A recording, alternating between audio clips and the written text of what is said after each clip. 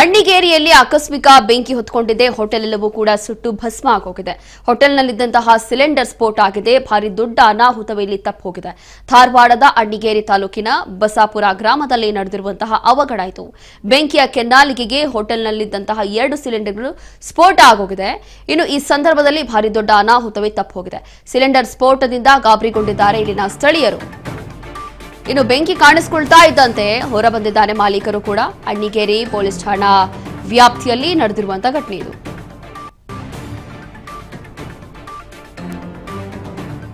ಅಣ್ಣಿಗೇರಿಯಲ್ಲಿ ಆಕಸ್ಮಿಕವಾಗಿ ಬೆಂಕಿ ಹೊತ್ಕೊಂಡು ಹೋಟೆಲ್ ಎಲ್ಲವೂ ಕೂಡ ಸುಟ್ಟು ಭಸ್ಮ ಆಗಿದೆ.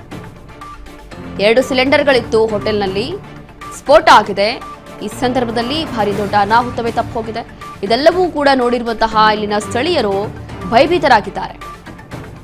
ಧಾರವಾಡದ ಅಣ್ಣಿಗೇರಿ ತಾಲೂಕಿನ ಬಸಾಪುರ ಗ್ರಾಮದಲ್ಲಿ ನಡೆದಿರುವಂತಹ ಘಟನೆ ಇದು. ನೋಡಿ, ಈ ದೃಶ್ಯಗಳಲ್ಲಿ ಒಂದು ಕ್ಷಣ ನೋಡ್ತಾ ಇದ್ರೆ ಭಯ ಆಗುತ್ತೆ. ಯಾವ ಮಟ್ಟಕ್ಕೆ ಬೆಂಕಿ ಹೊತ್ಕೊಂಡಿದೆ, ದಟ್ಟವಾದಂತಹ ಹೊಗೆ ಕೂಡ ಆವರಿಸಿಕೊಳ್ತಾ ಇದೆ. ಹಾಗಾಗಿ ಇದೆಲ್ಲವೂ ಕೂಡ ನೋಡಿರುವಂತಹ ಸ್ಥಳೀಯರು ಒಂದು ಕ್ಷಣ ಭಯಭೀತರಾಗಿದ್ದಾರೆ. ನೋಡ ಹೆಂಗ ಬಗ್ಬಿಡ್ತೈತಿ ನೋಡು.